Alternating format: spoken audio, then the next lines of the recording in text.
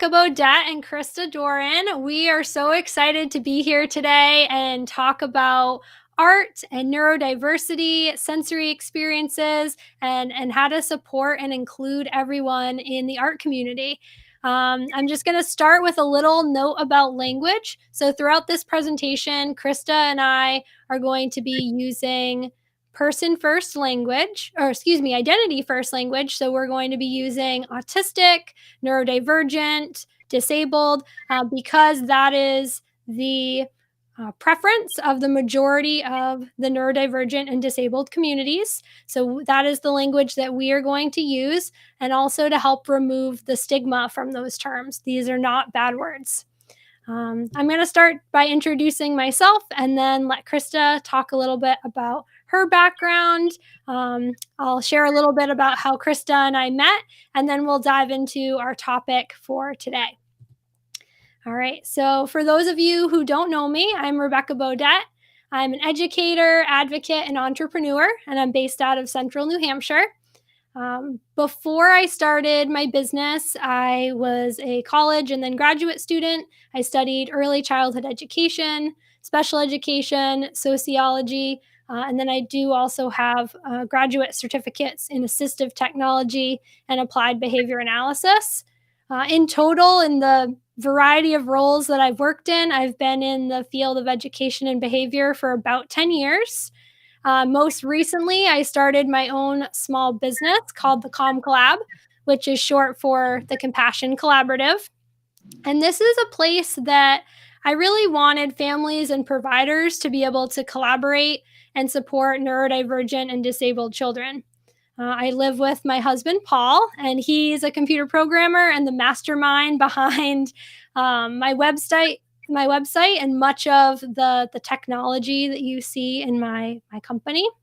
And when I'm not working, I can be found hiking and backpacking, primarily in the White Mountains of New Hampshire. Krista, why don't you tell our audience a little bit about yourself? Great. My name's Krista Doran. I live in Concord, New Hampshire. I'm the owner and creator of Marble Studios LLC. It's a business I own as a fine artist. I am also a graduate clinical psychology student. I live in Concord with my husband, my two young children, daughter and son. They're wonderful. And when I am not doing art and chasing after them, I enjoy cooking, gardening, just generally being outside, nature walks, things like that. Yeah, I love that. I think that's why we connected so easily. So for our audience, Krista and I met about 6 months ago, 6 to 8 months ago, right around there. Krista was in her undergraduate program at Southern New Hampshire University, and she wanted to learn more about autism and applied behavior analysis. So she came to intern at the facility that I previously worked at, and it was kind of an unexpected thing that happened. Like the internship wasn't unexpected, but Krista had set it up with a staff who then shortly after went on maternity leave, and so I became the point person and connected with Krista. And it really, I don't know, it's just like a beautiful collaboration, like very, very quickly, because we both had a similar lens where we were looking at behavior from a scientific lens, like a psychology and ABA lens, but also really wanting to bring in that human rights model perspective and meet kids and families where they're at and have things be more about connection and play and communication. So it was really, I think, a very beautiful pairing, and it's the reason why we still keep in touch, and so we can support each other and the communities that we want to serve. Absolutely. Yeah. I really enjoyed that time with you. And like you said, I think we were just really on the same page where, you know, having that science background, it's amazing. You want that science there, but you don't want it to be too clinical and cold. You want to have that human rights side. Yeah, and I think that really is connected a lot to your art background. It's like this sense of community and being more in touch with your emotions, And I know that I had a similar background, not through art, but through early childhood education, because it's much more about being in touch with the whole child. What's the child feeling? What are their needs? So I think that our partnership was like a perfect blend of like arts and sciences together, Yes. um, which I think it was a great foundation to have this more holistic approach that unfortunately is missing from a lot of settings that I've worked in. And it's of nobody's fault per se. We're in these systems. We're all working under these systems, whether it be the Department of Education or a state government program or insurance companies. Like there's little pieces that are missing because of the systems we're working in. Right. So it's really hard sometimes to pull in all those pieces to have this holistic approach. But I think it's so important. And I love that you have like, this dichotomy of the arts and the sciences and kind of bringing them together in your practices. I'll have you start, Krista. I'm been curious, and I'm surprised I haven't asked you this yet. So I'm excited to hear the story live right now. The story behind Marble Studios. How did you get the name? How did it start? The inspiration. Absolutely. So I've been an artist for years. I can't even count how many years. I mean, it's probably the cliche of I've been doing art since I was a child. Hmm. And luckily, I had parents that really saw that and really nurtured it, you know, fostered that neuroplasticity to gear me towards that natural inclination. Hmm. So I kept learning and practicing over the years. And then after a really wonderful career in veterinary medicine, I was ready to explore my other passions and see what other career opportunities were out there. And I was finally ready to bite the bullet with my all of my loved ones' support. It was a very big step and create my business as an artist. Um, I think that the name was the hardest part. Figuring out my name was the hardest part. Yes. I wanted to do something that was special, not just like, you know, I don't know, just something very, very generic. I wanted it to be special to me because, Yeah, art is of special to course. me. So where the marble comes from is my grandfather. He was a third parent to me growing up. Um, and so I guess that's kind of an honorary nod to him. Mm. And um, as a fine artist, I create original works. I do custom commissions. I do classes, which I'm developing online classes right now. That's 6 months exciting. this year. Yeah, it's been definitely a journey, being an entrepreneur and just starting something from scratch without, really anybody's. I mean, there's help, but Yeah, but not having a business background necessarily. right, exactly. I never thought of myself as a business person, uh, Mhm. but I'm very fickle with details. So before I even brought up like this idea to my husband, to my family, like anybody, I spent, I think, about 6 months just researching basic business practice. Yes, I love that. Evidence to back up what I was saying. Yes, and I can picture you doing that too, because when we collaborated together in the ABA setting, I remember your notes being like so detailed, so organized. You Yeah, had like headings and subheadings and bullets and color coding and due dates and like numbered pages. I mean, I can see that. And I think that attention to detail is why you've been able to be successful at juggling all these different roles together and being able to offer like a holistic approach when you have worked with children and families. And I'm so excited to see what that looks like and evolves into as you go further in your psychology degree and see how those two worlds continue to merge I'm together. excited about that. So And so much of what you were saying just resonated with me about sitting on the idea and doing research. I mean, for the Collab, which hopefully, fingers crossed, will be an LLC in the next 7 to 14 days, because I've filed everything with the law team, and so the yeah. formation should be finalized pretty soon. They imagined.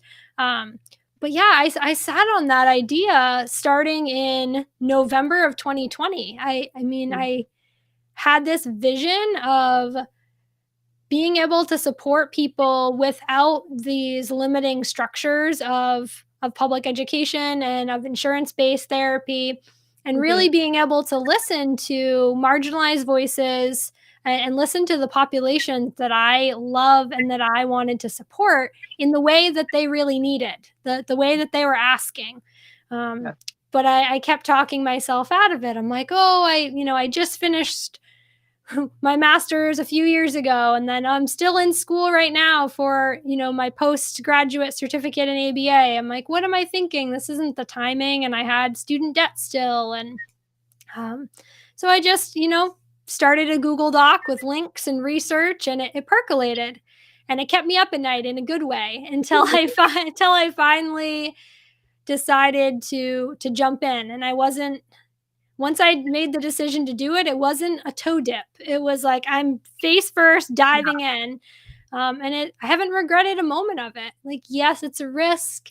It's scary to leave a field you're familiar with. I mean, especially for you, because like starting an art studio is very different than veterinary medicine, I'm sure, in lots of ways. Very different, Um, very different. so, and leaving just a steady income and coworkers, like it can be really nerve-wracking. But Yeah, I know for me, I haven't regretted it for a second. And the community that is beside me, I can't really thank them enough. The families, the kids, the other practitioners who have said, no, what you're doing is needed. yeah, And we're here with our pom poms, like walking next to you. yeah, Um, yeah, I don't yeah. know. It's just really exciting, and I'm sure there have been moments of doubt and imposter syndrome if you're anything like me, but overall, just Never really stops. Um, that's probably I, true. I don't think that ever really stops. I think it's, like everything else, in moderation to a Mm, degree to be healthy, yeah, because it keeps you thinking. It keeps you thinking of, okay, well, what can I do next? What's the next challenge, or how can I help this more? Just get those ideas kind of moving. A little absolutely. fear can help with pushing things forward. Yes. Oh, yeah, healthy dose of fear. Yeah, I think that if your dreams don't scare you a little bit, they're not big enough. Exactly. I've always liked that expression, and and these dreams scared me a little bit for sure. But like I said, there hasn't been a day that I've woken up and regretted the decision to branch out on my own. And because of the powerful online presence of the neurodiversity movement, I've been able to connect with so many people and Yeah. hear so many different opinions and voices, and be able to really meld that all together to offer something that I hope is really authentic and is really needed for neurodivergent and disabled people. Yeah, Uh, that's amazing. I love that. And yeah, that was one of the reasons I was so excited when we talked about you starting this, was because you had filled me in on so many, excuse me, autistic and neurodivergent people online, and mhm. people to look into and connect with, which I think is amazing, because, like you've always said, they're the real experts. Yeah. You don't know until you hear it from them. Right, and it's such a missing piece in college and graduate education, at least in the programs I've been in, which we're not obviously every program that exists, but I've been in 3 different colleges through my studies, and there's really this missing piece of bringing in marginalized voices, whether it be actual, long-term professors that are working at the university, or even just having guest speakers and guest lecturers. Like, that was really missing. Absolutely. I'm That's not coming from I my program. Yeah, I wasn't hearing from, the Black, brown, and indigenous communities. I wasn't hearing from neurodivergent communities, disabled populations, and in all 3 disciplines that I've studied in, it was predominantly female, so I really didn't get a lot of male perspectives or transgender perspectives. So, I don't know, it's very interesting to see how much is missing, and it's not because the information is new. Right. It's all over. It's in books, it's on social media, it's on, TV, it's in people's art, um, but we have to be willing to actually listen and step out of our own echo chamber for a second to find it. Absolutely. Yeah. I know Yeah. that can be hard to do, right? I know you saw me really evolve in the short time we've known each other in my learning and understanding about neurodiversity and the neurodiversity movement. I walked into my ABA studies really just knowing that ABA was a science and having a longing to support behavioral crisis and to support the students that I already loved working with. But I Mhm. had no idea the whole other history and world of ABA, and really in education, special education in general, the institutionalization, electric shock, Oh, seclusion, yeah. restraint. I mean, there's so much trauma history there. I had no idea. And so Yep. when I first started learning about these things, it was very easy to put up my wall and say, like, no, no, I don't do that. And the people I work with don't do that. We don't harm children. But I think, no one wakes up and says, I want to harm my client or student today, but that doesn't mean that we aren't causing harm. But it, Exactly. but Yep. it took time for me to take those walls down and really be ready to receive that information. And then once you receive it, you're kind of like, well, what's next? Like, I know what not to do, but what do I do instead? So then it's this whole journey of unlearning and relearning when you get that information. And it's a hard thing to do, but I think it's so valuable, in any profession that you're in, even in your personal life, any system you work within.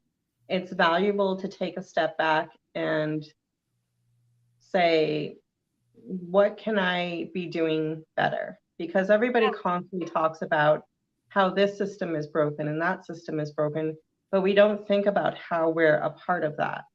Yeah, Um, and everybody's little bit of action can go a long way. So how can absolutely. I change my position in that broken thread and Right. grow? Right, because change is gonna come from a lot of people doing small things over a period of time.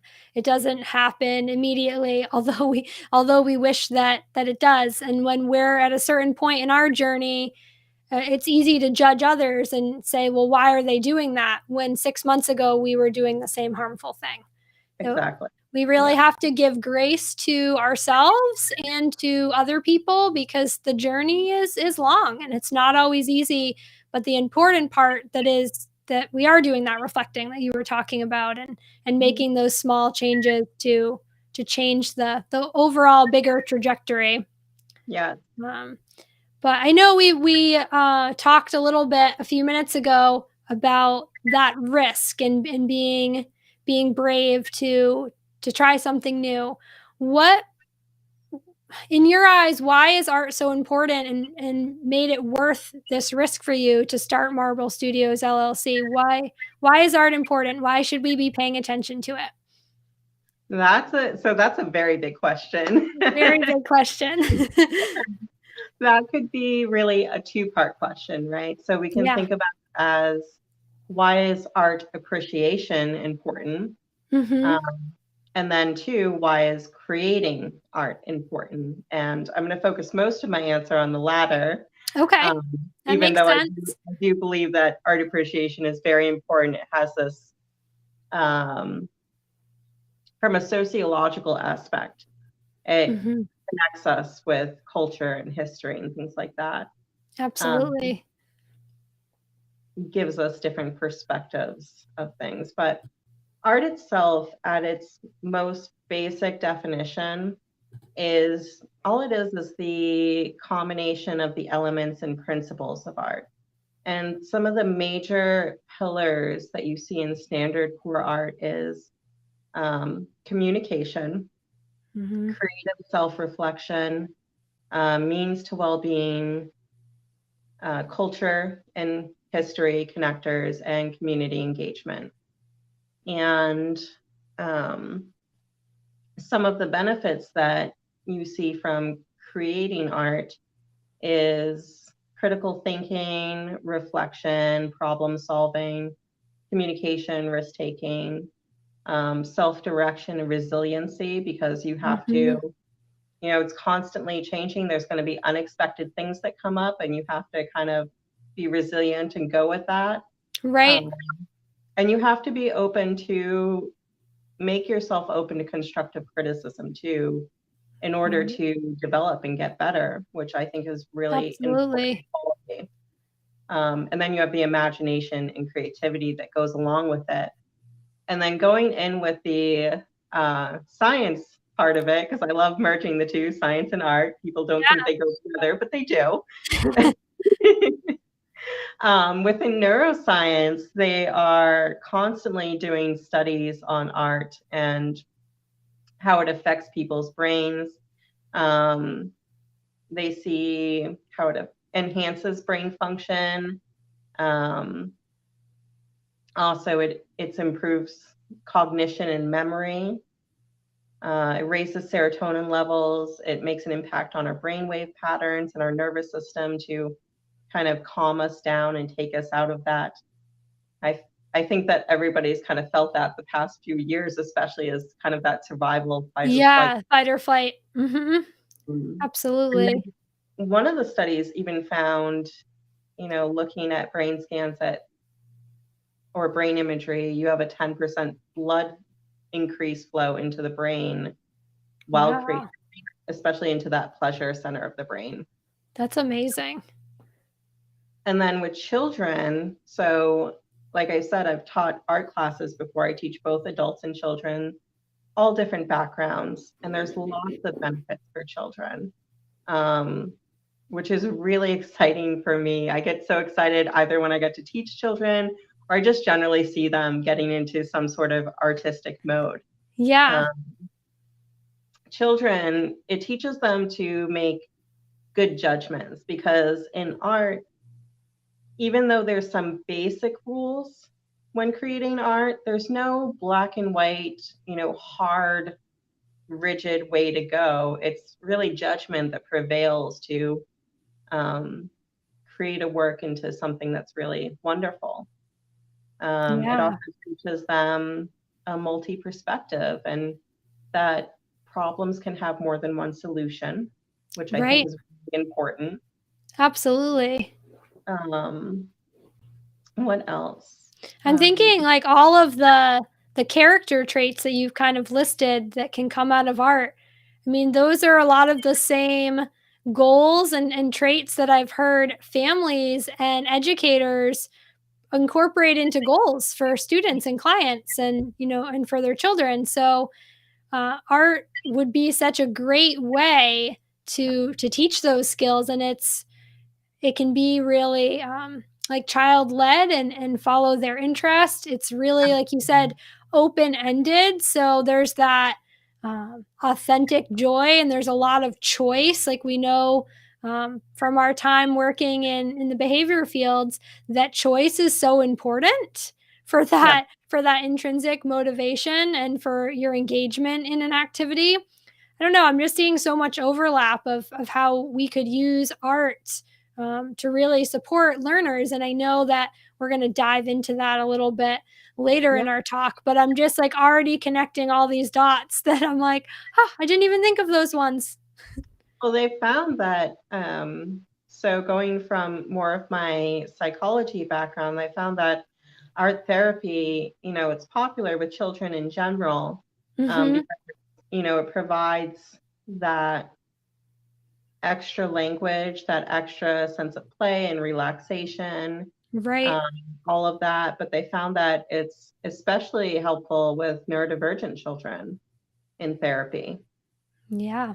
I could And see that, especially it being another way to communicate, mhm, because there's often this difficulty from between neurotypical people to neurodivergent people and vice versa, that double empathy problem of no, it's not that a neurodivergent child or adult can't take perspective. It's that the way that they communicate and perceive the world is very different than a neurotypical person, but it's also it works in the other direction.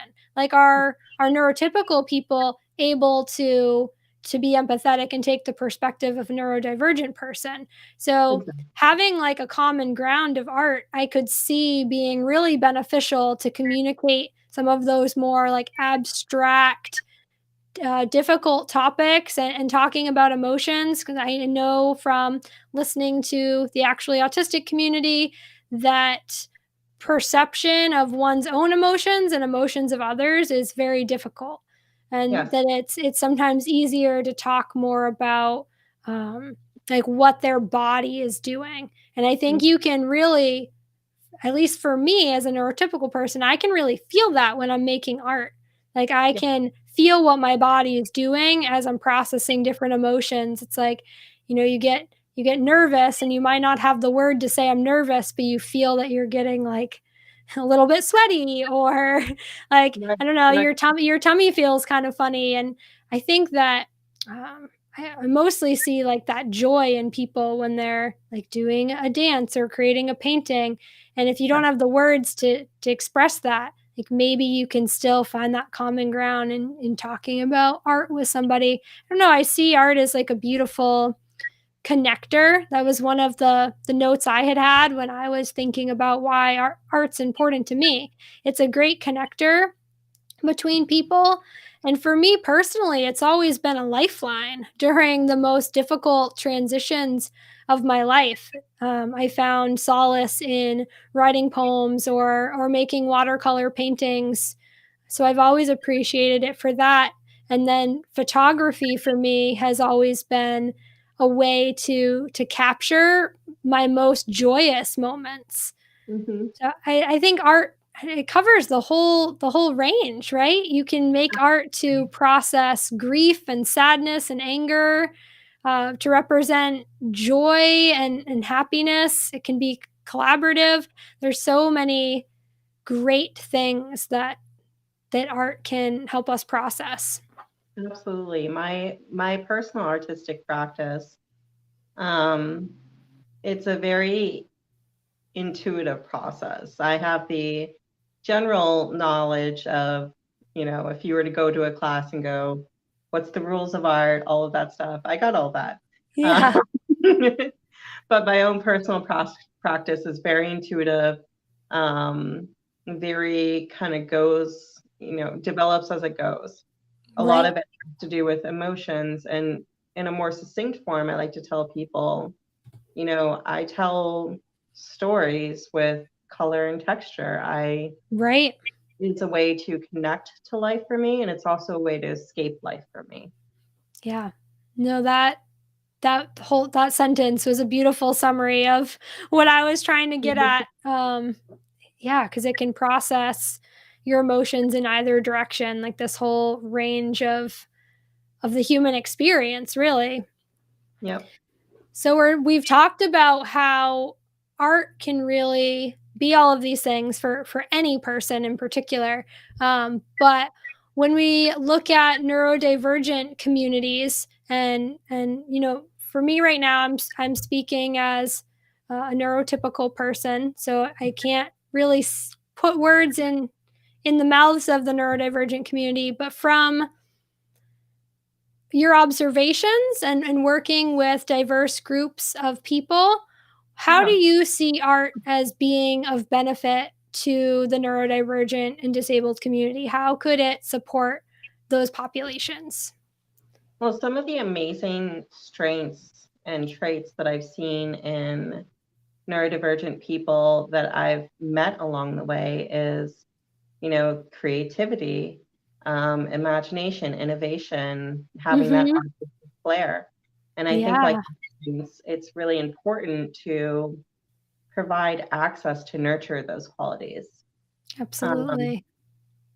I think one of the main focuses that I've seen is communication. So there is a really, as you know, really strong verbal centrism in our culture, Yes. where our culture's concept of language and communication is spoken language, as we're Right. doing now. But just as there's so many spoken languages among so many cultures, there's just as many non-spoken expressions and languages and forms of communication. Right. And I think that goes back to that empathy double empathy that we were talking about before, between neurotypical people and neurodivergent people is perspectives. And I think communication is a big one, is bridging that gap. Right. Some people, they're just, some people's brain is just not wired to easily access the idea of words. And that's okay. That's Right. fine. Yeah, we place We have such to an go to emphasis. imagery, Right. I think is where art can be really helpful, because like we said, um, we can express motions, we can tell a story, we can say the things that can't be said with art, which I Yeah, think is just amazing. It just gives that another layer and access to communicate with the world. absolutely.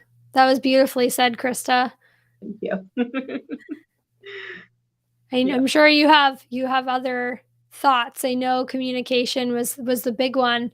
And we were joking before we went live, just so the audience knows of how much we were like nerding out and enjoying preparing for this talk. And we're trying to be mindful of viewers' time, and keep it close to the hour.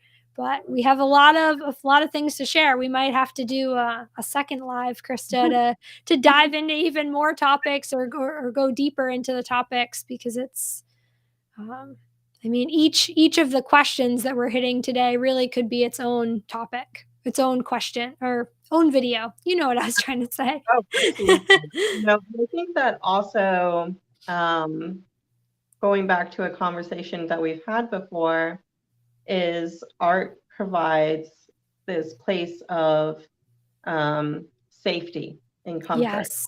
right? Yes. And we were talking about the overlap of neurodivergent people also having anxiety, depression, things like that. And there's been studies that have shown that, you know, people with anxiety enjoy watching the same shows or Mhm. over and over. Your comfort shows or comfort movies. I have them. Right. I have anxiety. Um, and it's because you know what's going to happen next. You always know what's going to happen next. So that's a safe and comforting area. And art Yeah. the same way. I've done exercises where we really focus on patterns of repetition, things like that. And Mhm. it can be really helpful to provide a sense of relaxation, or to just a warm up exercise to drop into that creative zone that Right. people where you're just kind of really focused into the art. Everything else starts melting away. World doesn't exist anymore. a really happy place. Yeah, we all need that sometimes. Like you said, especially in the the global climate the last couple of years with the pandemic and um, all of the social and political issues that we're all navigating. It can be a lot sometimes. And again, art's that place that we can process all of that and build community around similar ideas or even different ideas, connect with Mhm, people. One of the other things I was thinking about with how art could be really important to the neurodivergent community. I don't know if you had this too, and I just jumped the gun and, and didn't let you get to it. But I was thinking about special interests. I know from listening to the actually autistic adult community that a common autistic trait is having these very deep rooted interests, and it goes a little bit further than how neurotypical people would describe a hobby. It's much more intense and passionate than that. yes. And autistic people want to learn that special interest to saturation. So I can really see art being a place where someone could develop a special interest and really want to learn everything there is about art and have that be such a big component of their life. So I could see that as a positive place for someone to be spending a lot of their time and learning because of the community, the place to um, process emotions. Mhm, It's a place of sensory rich experiences because we know from listening to neurodivergent communities um, that they are often either needing more sensory input or less sensory input. So I can see art really kind of checking all those boxes to be a special interest area. and And I don't, even if you specify it more within art is very yeah, reflective art. I cannot remember her name for the life of me, but there was a Scottish painter, and she developed a very, very strong interest in naturalistic environments, the fields and such of Scotland, and it was to the point of saturation. So she would go out, she would have that's amazing. 10 or 15 easels set up with canvases and be going to each one to look at the Yeah. differences of this one specific spot. And then it became, taking pieces of grass and putting them into her painting and then painting it into it. Wow. So it was That really, sounds beautiful. really focusing into that one aspect. Yeah, I wonder if after the call, if you could find a link, maybe we can put it in the description if people were interested in looking at their art. I was Absolutely. I was also this wasn't in my notes, but you made me think of this when you were talking about um, really that saturation, diving into that one element of painting for that artist. It made me think about art as advocacy as well. That was something that I didn't think about prior to our talk, but just popped into my head how a lot of people are using their interest in art to Mhm. spread a message. Yes. And I wanted to give a little shout out to one social media content creator to look at. So their account is autism underscore sketches on Instagram. And this creator uses their artistic interest and talent to create infographics about neurodiversity, about the spectrum of autism, autistic traits, like info dumping, special interests. Like it's a very cool place where they're bringing storytelling in through their artwork. I'll definitely have to check them out. Yeah. Um, I think that's a good segue to talking about sensory experiences.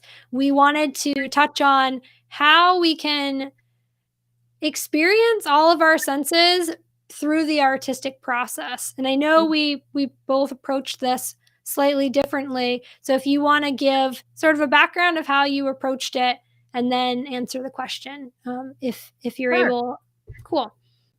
Yeah. So when we talk about sensory experiences in art, it's so broad. There's so many different Absolutely. categories to go with. And when doing artwork with your neurodivergent child or as a neurodivergent adult, whichever, teacher, as a caregiver, whatever situation it is, I do have a few tips just from my background teaching in classes. Yeah. Um, One is perfectionism is the bane of all of us. We all Yes. have an issue with perfectionism. And I found that some autistic people that I've known have a particular issue with perfectionism. It can really create this sense of deep frustration, Right. um, low self esteem, things like that. So, what I like to do to avoid that is not so much focus on what the outcome's supposed to look like. Um, It's a modeling great can tip. modeling can still be an aspect of it, but I don't want to focus on what it's supposed to come out as. I want to focus Right. on your technique and your process, I a love journey that. through your work. And that kind of helps to relieve that, it has to come out like this. And if it doesn't come out like this, the whole world's going to end. Right, and that Um, feeling of, like, I'm not an artist. I remember feeling that as a yeah, child in art class when the art teacher was modeling, like, "Oh, this is how you do it," and if I couldn't make mine look like hers that was on the easel, it was like, "Oh, I'm terrible at art. I'm never making art again. Like, I suck at this." yeah, And I can imagine that feeling being intensified, yeah, if you have, um, challenges associated with OCD uh, and yeah, exactly. it can be really, really challenging, I would imagine. And then the other one is um, some people tend to have an issue with lack of patience and becoming overwhelmed very easily. And Mhm. in those situations, or in general, just to avoid it, what I like to do is offer choices of mediums and tools, Yes. but limit those choices. Okay. Um, Not so much that it's overwhelming. Right, we don't want choice fatigue. You gotta find that I happy medium. kind of like cover the whole table in different stuff so that it's just like, what is this chaos? Right.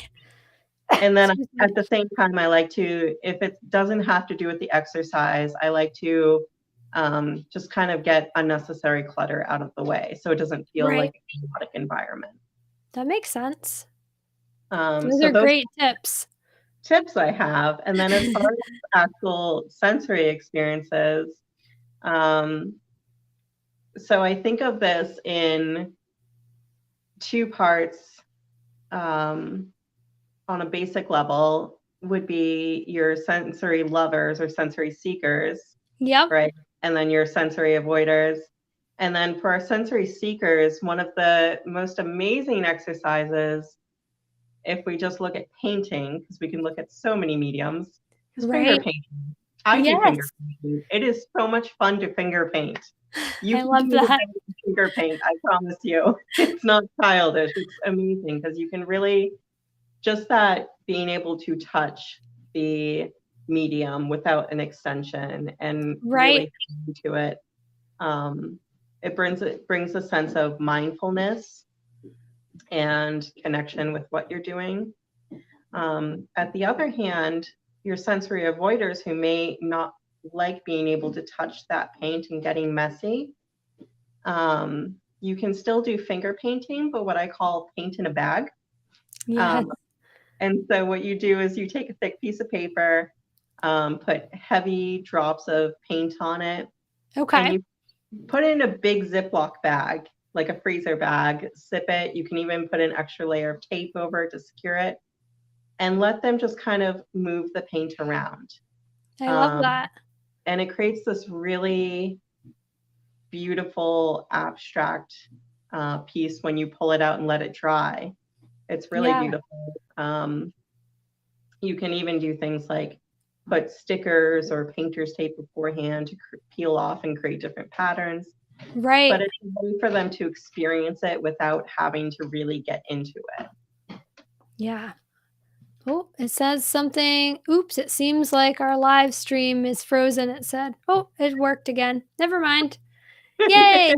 And yeah, just like an error message popped up, and I'm like, oh no, what's happening? But it seems like it fixed itself. Gotta love living in the woods. Absolutely. Sorry, I didn't mean to abruptly cut you off. I was afraid that our video completely stopped, but I think we're good. Um, I like that strategy. I hadn't heard about putting it in a bag. I know some of the kids that we worked with in the clinic setting really liked paper mache, and then some of their peers really wanted to do paper mache as well, but didn't want to touch the glue, and we would Right. provide, the disposable gloves to wear, and that worked really well. He was able to wear the gloves and make the paper mache with his classmate, and it could still be this sensory experience as well as social experience. Um, Absolutely. and I know a little bit later in our talk we're going to talk about some of those things to make art more inclusive, because it really is for everyone, and it's about how can we modify the environment or the project to make it accessible. I have very big feelings about that. I'm excited. I have a few other things to add about sensory, and then we'll dive into the inclusivity piece. Yeah. So for sensory, I approached it looking at the 8 sensory systems, and the reason I approached it from that direction was from recent trainings that I've been attending that were presented by OTs and SLPs, so occupational therapists and speech language pathologists, talking about how people are either hypo or hypersensitive to various sensory systems, and how it's our job as parents, teachers, therapists, providers to adjust the sensory input, whether it be giving less or adding more to support somebody's sensory needs. Because unless our sensory needs are supported, we're not going to be able to authentically connect, communicate, or learn. So that was the lens that I thought about. Like, how does art support all of our 8 sensory systems? So I started with visual, and I thought about colors. And oh my goodness, we can do so much with colors in art. Primary, secondary, tertiary, brights, pastels, natural colors. I also thought about shapes and geometry, and how Mhm. some people are really drawn to symmetry and some people really like asymmetry. I know from following actually autistic content creators, some of them have shared like this love for patterns and geometry.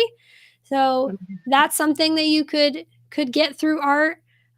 People who love glitter and sparkle, and then different lighting, if it's theater perhaps, and different colors of lights and patterns and movement with the light.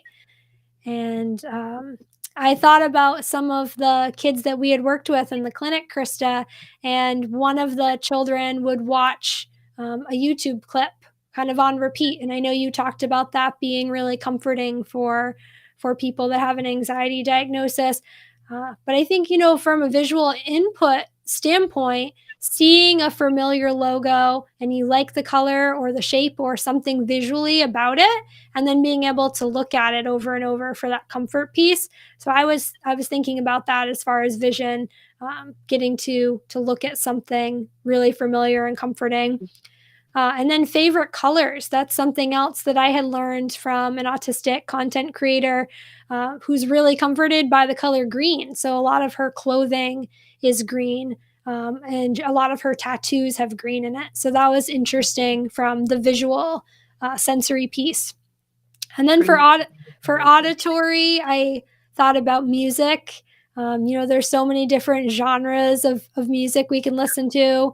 Nature sounds, sound effects in cartoons and movies, different character voices, varying volumes and tones. Uh, Absolutely. some people are drawn to different accents of people from different countries of origin other than their own. And then I thought how this could relate to perhaps neurodivergent learners is listening to familiar audio clips or favorite songs, kind of playing back those familiar scripts, which is so important for Gestalt language processors. Yes. Tactile. Oh, sorry. Go ahead. I'm not even giving you a chance to respond to anything. I'm like, I have so many ideas. I know. It's like so many big feelings. I know that going to the music piece, that's a Yeah. very common thing within art is people listen to very specific music while they create. I know Yeah. that I do. I have even very specific artists and very specific songs that I Interesting. will turn on when I'm like, okay, I really need to focus and be in the Yeah. zone and create. Um, so I will put on like the piano guys because it's just piano and a cello. Yeah. And that sound combination for me really just sets me into this pleasing sort of mindset. Absolutely. I think about the specific artist piece that you hit on, like musical artist. When I've been going through specific transitions in my life, there are definitely artist songs, albums that I will play on repeat because for Yeah. some reason it's comforting and resonates with my experience. Hmm. Absolutely. For tactile, I thought about the different textures, whether it be with the actual art medium you're using, or it could even be the fabrics. I know some people are very artistic through touch with their clothing, because their clothing has lots of different types of fabric and textures. Sensory friendly clothing, that's something that's talked about often in the neurodivergent community. I thought about playing with different temperatures, like if you're doing sensory play with maybe a water bin and you can experiment with hot and warm and cold water, the different textures you feel with various art mediums, finger paint, like you talked about, clay, Play Doh, making the sensory bins with like oobleck with kids, just Yeah. all the different textures you can touch, whether it be man made or natural. I mean, sand, grass, there's just so much we can learn through our sense of touch. Hmm. Then for olfactory, the sense of smell, I thought about the earthy smell of using clay. I can just remember the art teachers in middle school opening the bags of clay and just that smell filling the room. It brings Yeah. me back for sure. Absolutely. Uh, Absolutely. You People say who create. clay, Oh, I go can ahead. actually smell Yeah. it. I was also thinking about if people create art through cooking, all the smells associated with cooking, Yes. and how an artist whose craft is cooking, they can tell what is in something just by smelling it. And that's Yes. certainly not a skill that I have, but being able to just smell a dish and being like, "Yep, those spices are in it, and these sauces are in it." It's just incredible to me to think about. And Absolutely. I was And also thinking about. to Oh, go the ahead. cooking piece, the cooking piece, I think that goes to, the same as any art, whatever medium that you have an affinity to, you Yeah. really create a very intimate relationship with that medium. Um, Yes. I know that I have my main medium is acrylic paint on canvases. I do use different, added mediums to that, but that's my main one. And I have a very, very intimate relationship with it because I've worked with it so much. Right. Um, you said, I also enjoy cooking very much. My favorite thing is to play with the different flavors and the different textures of it. So it creates that intimate relationship with the food that I'm making and the ingredients that I'm using. Right, and that can end up hitting multiple sensory systems. Absolutely. Yeah, that was a good segue into gustatory because I in that sense of taste system, I was thinking about all the flavors of cooking, like sweet, salty, sour, spicy, umami, Hmm. and how. cooking really is an art, and I don't think it's one that necessarily comes to mind when people are talking about art, but it has a very similar process to creating in any form, and it really is a sensory experience. It is. Yep, absolutely. Then I had less ideas for the last three sensory systems, so I would love if any of our viewers have other thoughts to maybe drop a comment. But I was thinking about interoception, so that's our internal awareness of our organs. And I was thinking primarily about temperature for this one, because part of this sensory system is how we interpret temperature. So I think we can really have that sensory experience through art, whether it be touching the cold Mhm. clay or the water bins that we were talking about, running your fingers through finger paint, like, and feeling the different temperature of the art that we're making. Mhm. And then proprioception, so that is our big muscles and joints and the sensory systems related to big muscle movement. And I thought immediately of dancing and how we're using so many of our big muscles and figuring out where we are in relation to others when we're doing that. And then the big movements that are required if you're someone that sculpts something really large, whether it be from clay or wood, you're using a lot of like bigger muscle movements. And Yep. then the last one being vestibular. So that's someone's orientation and also their sense of balance. So I thought about Mhm. people who do like aerial yoga or dancing that has a lot of spinning, like ballet. So I don't know. I Yeah. This really made me think of art very differently than I had in the past, going through each of the sensory systems and like, wow, there are so many different types of art that hit so many Absolutely. different sensory needs. And what a beautiful thing for all people, but how this could really be supportive of neurodivergent learners. Yes. And then another thing is, and it's not as in depth of experience as you just elaborated, which was amazing, Thank you. because I didn't even think about all of those extra senses. But I have a very basic sensory experience or exercise that I do with people. Yeah, please So share it. it goes with your very basic five senses, Yep. sight, all of those. So, I would offer whatever the desired material is. So let's say we're doing paint, Okay. paintbrush, and a piece of paper. So I'm going to offer one color of paint, one paintbrush, and a piece of paper. I'm going to ask the vulnerability of my students to wear a blindfold or close their eyes. That Okay. can be very scary. Um, so that is definitely a vulnerable moment. There's a lot of trust that I'm asking of them. Mhm. But one of the reasons I do that with a lot of exercises is, again, it takes away that self-criticism. If you Yeah. can't see it, you can't criticize it. Right.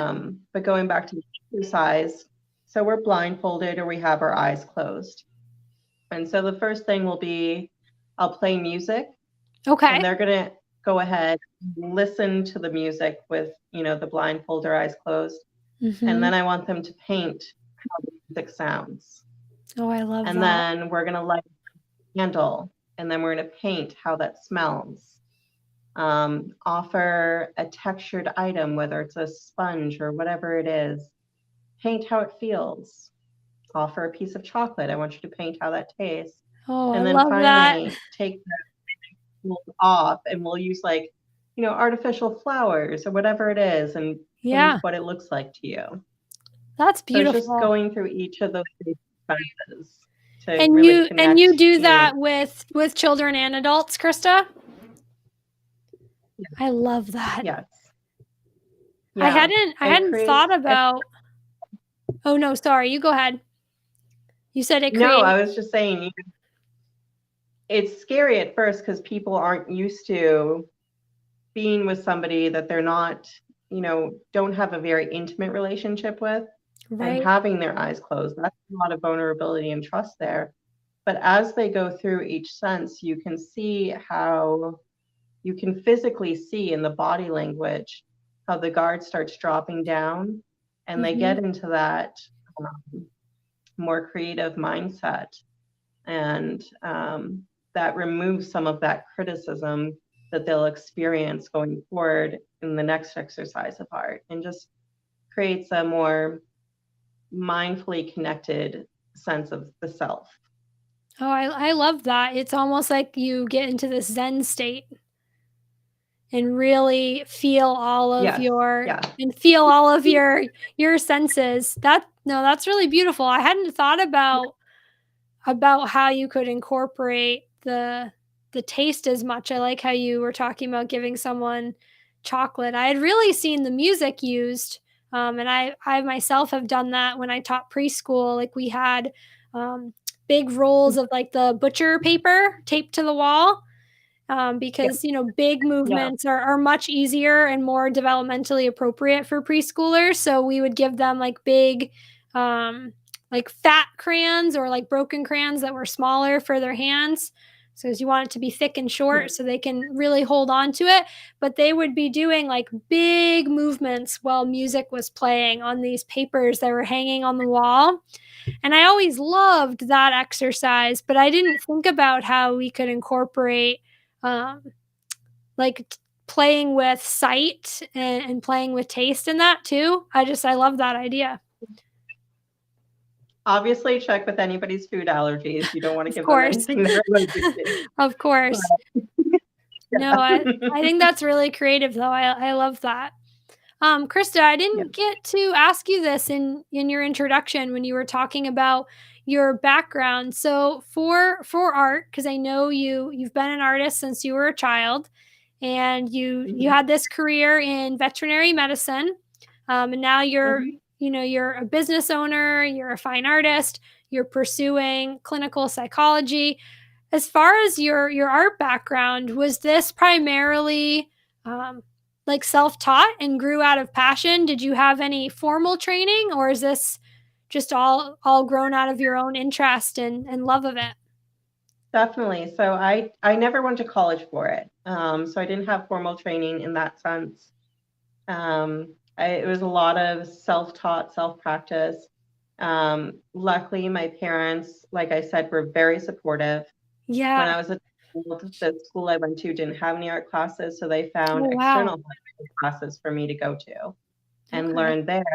And, I would get books and learn from books. And Yeah. when the internet came, because I'm in my late 30s, I would watch videos and learn from other artists on how they do a certain technique or working Yeah. with medium. So a lot of it was self-taught, and there's always been that natural inclination. Yes, some people Yeah. have a natural inclination for things, whether it's sports, art, whatever, but it's nothing if you don't practice. If you don't learn and Absolutely. practice, it doesn't mean anything. So that was the key, I would say, to where I'm at now is I kept that consistent learning and practice going. I love that. No, I think that our passions really should be driving what we're doing, and it certainly is for you. And it's like art found you. You didn't find art. Yeah, yeah, And I really love that. Um, definitely. and we're gonna end our conversation today talking about how we can make art more inclusive and inviting to disabled communities. And this is certainly not an exhaustive list from either of us, just some ideas. And again, when people view this, if you have other ideas, please share them in the comments or message Krista or I after we go over this last topic. I'm going to have us both mention how you can get in touch with us and how you can find other similar content if you're curious about art and sensory and neurodiversity. So, Krista, do you want to start? Because I know you said you were super excited about this question. How do you how do you think we can make art more inclusive and inviting to disabled communities? Inclusivity, I think that we can talk about a lot of areas in the Mhm. art world, whether it's the classroom. It doesn't matter if it's a hobbyist classroom, college classroom, online, doesn't matter. Also, art workplaces and careers. And then it's art appreciation areas like museums. So I'm going to Yeah. start with museums. Okay. Um, Museums can be very stressful environments sometimes from an environmental aspect. I go into them and I'm very relaxed because I'm like, oh, art everywhere. This is amazing. Yeah. Um, but there can be crowds of people at times, which create a lot of noise, a lot of variety of noise that can get Right. very frustrating Yeah, and that can be a stressful. barrier. Lighting can be very bright. Some museums have very open floor plans, which can create a sense of confusion because there's no definition and barriers Right. in the room. And any public space should be enjoyed by all in a very safe and engaging way. So I think some of the ways that museums can make a difference is, providing flexible spaces to go to, some quiet areas to go to, or some areas where they're more sensory focused. Yes. Um, Offering tinted glasses or offering noise canceling I love devices like that.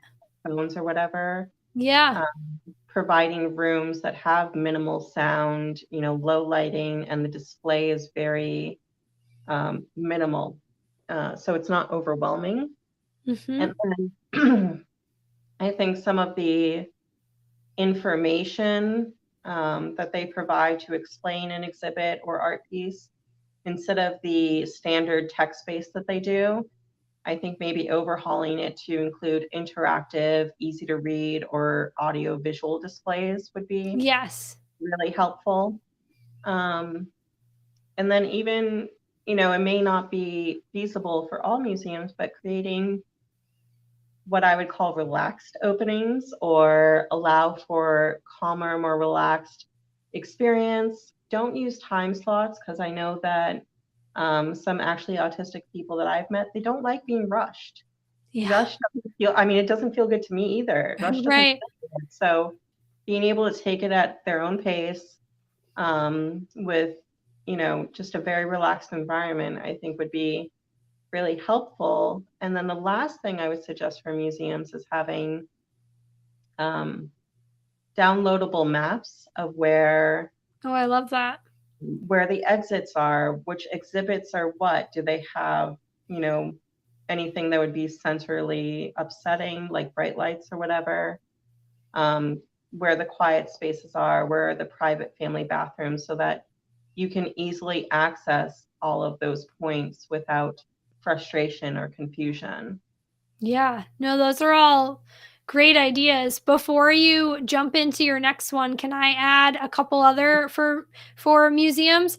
I wasn't specifically thinking about museums, but just art spaces in general. So it could be added to museums. I was thinking about wheelchair accessibility.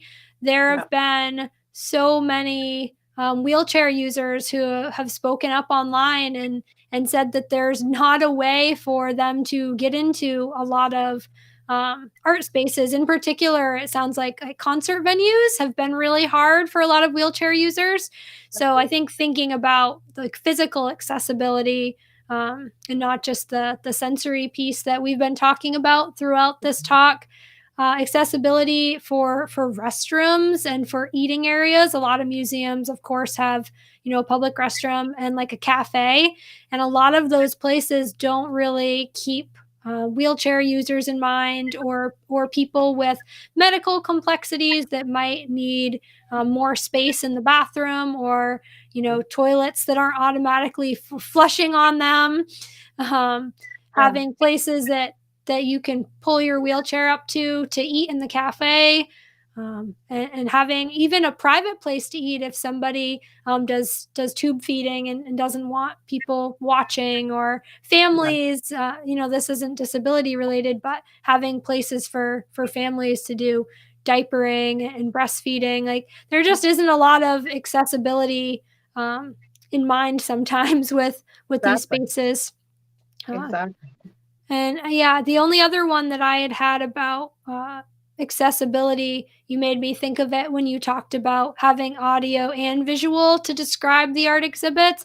I was Mhm. thinking about closed captioning and even like an ASL interpreter because someone might, um, be hard of hearing or deaf, they aren't necessarily able to read text. So just having the text there or the closed captioning doesn't automatically make it accessible. If Exactly. ASL is someone's first language, we need to have an interpreter there doing ASL as well, so that the written part in the art exhibit is accessible to everybody. Absolutely. Going back to doing better as a individual and professional, I was at Mhm. a exhibit fair and I felt so embarrassed. I felt so ashamed. I had this couple come up and I went to say to them, I'm the artist if you have any questions. It's my normal Yeah, opening. And they signed to me that they were deaf. And I was like, I'm not prepared for this. I feel yeah, embarrassed, like ashamed that I was not prepared to communicate with you. I yeah, didn't have anything to write on, but what if they can't easily read text? I don't know sign language that well.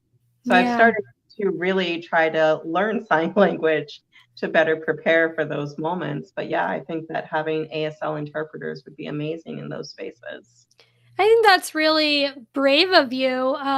We talked earlier in the conversation about being on these learning journeys and how it's ever evolving and being willing to reflect and be vulnerable and say, like, hey, I made a mistake. Like, I wasn't prepared how to do this. And I love that you might have been embarrassed in that moment, but you took it as a learning opportunity to make art more accessible to more people instead of just sitting wallowing in the embarrassment and then doing the same thing again the next exhibit you had. So I Right, think right. that's really important for all the people listening to our talk today or watching the recording later, that the people know that we are like you and I make mistakes. Hmm. Hmm. Everybody does. It's how we move past those mistakes. It's what we do next that really matters and is going to change outcomes for communities. Yeah. And then, so other places that I think that could use some support and inclusivity, um, art workplaces and career Yeah. could use a lot Yes. of help. Um, I was reading an article where one of the artists interviewed discussed his challenges of having a career in the art world and having ADHD. Yep. And he, to quote him, he said, I definitely feel like I've missed out on a lot of opportunities or screwed them up because I've had the wrong type of brain, which Mm, is the saddest thing to hear, but absolutely. I, he's not the only one that's felt that way. Right. Unfortunately, the art world on a grand scope is no different in that it was born to enable a society Yep. and has been designed by and for neurotypicals and ableist people. Right. So, and it's very competitive and pressing in order to make a living in art. Commissions can be exceptionally demanding, whether it's the demands of the client or the time limits, whatever it is. Challenges with organizing, sending invoices, different administrative tasks. I know Right. some people think of artists as people that like paint all day and sip wine, which would be a beautiful reality, but it's not true. No, yeah, Like there's this whole 70% of their job is administrative tasks. right, this whole all these tasks that involve executive functioning skills, which Right. are difficult for a lot of people Yeah. and in particular neurodivergent communities. So yeah, that's a huge piece to consider. Like what tools and accommodations are available for some of that. administrative business type aspects. And in general, how do we address these financial, social, and administrative obstacles that Right. are seen in creative spaces? So I was reading from Neurodivergent Led Advocates, the new collective. They've made some recommendations of prioritizing clear language in grant assignments and applications, I love um, that. offering extended and flexible deadlines, providing liaisons for social interactions Yep. that makes the person feel more comfortable, facilitating post-performance recovery through either paid time off or having quiet break sites. So those were some suggestions that they had, and I was like, all of that sounds amazing and And reasonable, very reasonable.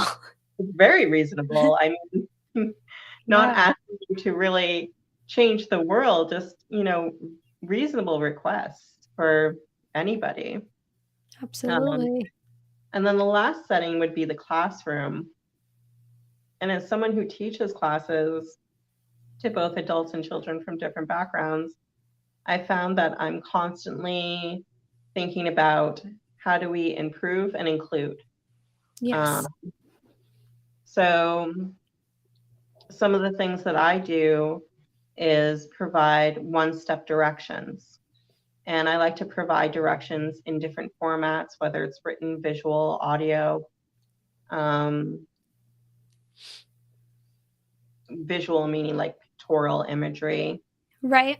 Um, Also, I like to model the general idea of the art project, as we talked about earlier, not the Yeah. outcome, the Right. general idea, and let them kind of do their own thing. Um, if an individual is having issues with certain mediums, say a child has really struggling with holding a pencil, you can still learn the same basic lesson with a different medium. Just find Yes. something that's comfortable with them, still learning the same lesson. Um, Yes. it doesn't have to be, we're all using pencils. You have to use a pencil. That's horrible. Don't do that to people. Um, and then the majority of my classes, like I said, are very intuitive, emotional art. So breaks are really valuable in that sort of art aspect. Right. Because you may come through some sort of emotion where you're like, ooh, that's a lot. I need to take a break. Right. So Yeah, you can become dysregulated. yeah. So I always presume competence. Always presume competence in any of these situations. My student knows what they need. My student knows, how they're feeling, what they need at that time. So if they need to get up and walk around, if they need to go to a quiet back room, go do it. You don't have Yeah. to ask me. You do what you need to do. And if Yes. you don't want to come back to it, that's fine. If you do want to come back to it, that's fine. I'm not going to Yeah. force you to do anything because forcing anything is traumatizing. Yeah. Um, and the other things, that I like to think about is going back to those sensory things. If I can't adjust lighting, then definitely wear sunglasses, wear hats, whatever it is that helps you with Right. that. Offer different chairs, thinking of like maybe Yes. like a standard chair, a beanbag chair, proprioception. We might need, a self-contained chair to be able to sit comfortably. Yeah. No, those Uh, are great ideas, that environmental modification for sure. yeah. So, and then the other thing is really focus on strengths. Yes. Nobody's gonna make the same thing, even if you're all doing the same thing. Nobody's gonna have the same thing, and everybody has a different strength. So, I was in one of my adult beginner classes, and we were doing a still life of flowers. And come over to one of the adults, and I was like, "Oh my gosh, I love this. This is amazing." She's perceivably embarrassed. She doesn't think what she's Oh, making no. is good at all. And I'm like, no, let me show you. So I pull up a picture of Van Gogh's Starry Night, and I'm like, Do you see those brush strokes? You have the same brush strokes as Van Gogh, which creates an amazing sense of movement and texture. And when Yes, I explained that to her, she was like, oh my gosh, I do. I'm an And artist. yes, I'm an artist. It's the biggest lie people tell themselves is I'm not an artist. But pointing out those strengths, nurturing those strengths, Yes. everybody has at least one. Some students really good with balance of imagery, or another is color and color theory. There's always strengths there, and that's what helps them to really keep going, is to recognize and nurture those. Krista, I wish you were my art teacher when I was a kid. You're the art teacher I never knew I needed. Maybe I would feel like an artist now. You are, you just don't know it. No, I love that. I think all the things you hit on, I mean, that's how you and I hope to be as practitioners working Yes, neurodivergent folks. Like it goes so much further beyond art, right? All of the things that you hit on can be applied to any subject, any setting where you're working with people. Um, any, yeah, you want to have choices, you want to have accommodations, modifications, you want to honor sensory needs and body autonomy. Like those are things that go far beyond an art classroom or an art career setting. It's really what we want to do as human beings for yes, everybody. absolutely, My absolutely. heart was fluttering a little bit for some of those examples. Yes, Krista, yes. Like, I don't have anything to add because you said it so beautifully. Thank you. Thank you. I appreciate it. You're welcome. You wanna tell the viewers where they can find you, either on social media, websites, YouTube, any and all of the above? So my website is currently down for repair and maintenance, so should be back up in, oh crap. Oops, what happened?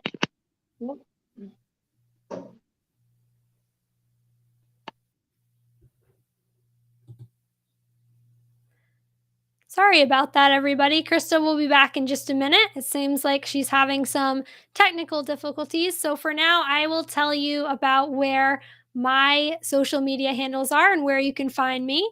So I do have a website that my husband, Paul Beaudet, created. So you can find me at www.thecomcollab.com. That's COMCOLLAB, thecomcollab.com, just like the YouTube channel. If you're watching this video, you've probably already found my YouTube channel, The Calm Collab. I can be found on Facebook at Rebecca Beaudet. That's BEAUDET. I'm also on Instagram at the_calm_collab. It seems like Krista is not going to be able to join us for the last couple minutes here because of tech difficulties. So I'll be sure to link her contact in the description of this video so that you can find her art classes, and what she's working on in the arts and sciences. Thank you so much for joining me today, Krista, and thank you to our audience for your participation. Again, if you have questions or more to add to this topic, please feel free to comment below. Thank you all so much, and I look forward to talking again soon.